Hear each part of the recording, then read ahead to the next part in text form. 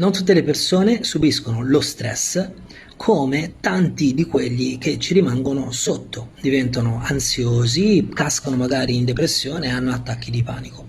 Perché ti dico questa cosa? Perché ci sono alcune persone che riescono in qualche modo a oltrepassare quel momento di stress e non solo, sotto stress hanno acquisito degli strumenti, delle competenze, delle tecniche, delle capacità che gli permettono di rimanere ancora lucidi sul pezzo, riescono a fare quello che si presuppone dovrebbero fare, mentre gli altri no. Come mai questa cosa? È perché qualcuno di noi si è allenato prima che arrivasse lo stress, ha pensato bene di dire sai che la vita è fatta di alti e di bassi, devo vedere degli strumenti forti nella mia vita, per cui se succede qualcosa che non va, devo sapere come comportarmi. Guardate per esempio tutto quello che si fa anche in Italia, nelle grandi società o nelle piccole società anche, che si parla di sicurezza. Quando succede questo allarme bisogna comportarsi in questa maniera qua, se c'è un incendio in azienda bisogna comportarsi in questo modo qua, cioè mettiamo un pochino avanti quello che potrebbe accadere e ci prepariamo prima. Ora, nella vita quotidiana di tutti i giorni, di incendi non ne vediamo tantissimi, a meno che non siamo dei pompieri. Quello che vediamo di stressante è magari il lavoro, le relazioni, ok? La salute.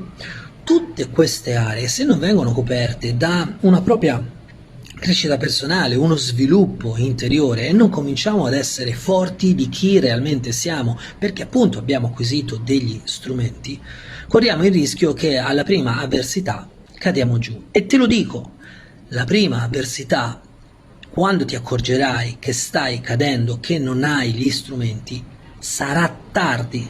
Molte delle persone che cascano per esempio in depressione dopo la prima sventura che gli succede devono andare assolutamente in terapia, perché a quel punto non si parla più di sviluppo, cioè di avere degli strumenti e poterli mettere in gioco nel momento del bisogno. Avere l'estintore nel momento dell'incendio, uso l'estintore.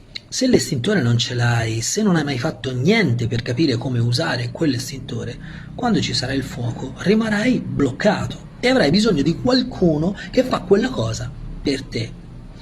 La crescita personale ci insegna moltissimo a guardare avanti, a cercare di comprendere come programmare il nostro futuro step by step, anche pensando a queste cose.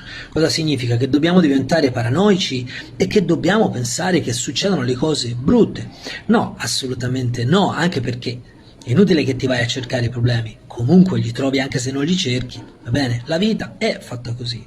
Però se a monte hai un background, allora quando arriva quel problema sai come risolverlo, altrimenti è un dramma. Parliamoci chiaro, tante persone a un certo punto della loro vita si rendono conto che hanno un problema fisico e dicono forse è venuto il momento di correre. No, amico mio, è tardi. Se sei in sovrappeso di 30 kg e pensi di prendere e di andare a correre, ti fai male alle ginocchia, ti fai male alla schiena e via discorrendo.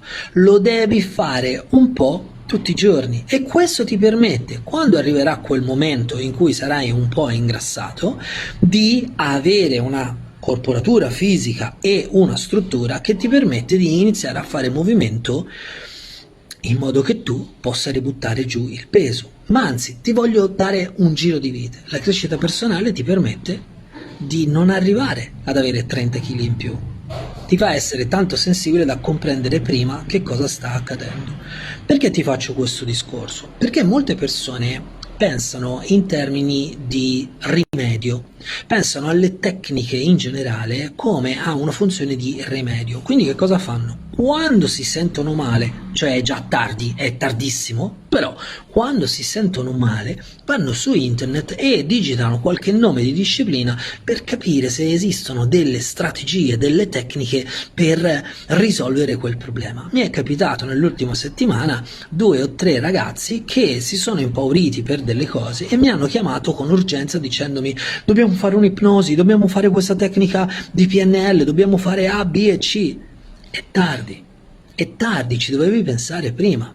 devi partire dal punto in cui sei, devi attraversare tutta la tua esperienza e se troverai l'ennesima scorciatoia che ti dimezza quel valore dell'esperienza, la dovrai riattraversare. Funziona così la nostra vita, o impari la lezione oppure ripeti l'anno. Lo so, non ci piace sentircelo dire, non mi piace dirlo a me e non mi piace quando me lo dicono, però è questo il punto. Essere in grado di imparare a meditare non serve a niente se poi tutti i giorni un pochino non mediti.